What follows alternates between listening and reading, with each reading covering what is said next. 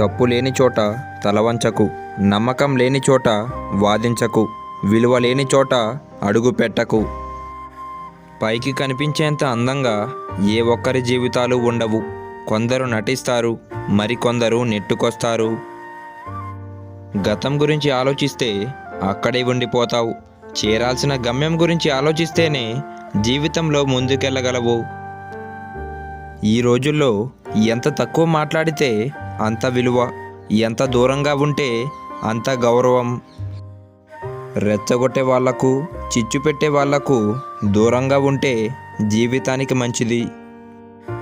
జీవితంలో గొప్ప స్థాయికి ఎదిగేంత వరకు చెవులను మూసుకోండి, ఎదిగిన తరువాత నోటిని మూసుకోండి. వాదించే వారికి మీరు ఎంత తక్కువగా స్పందిస్తే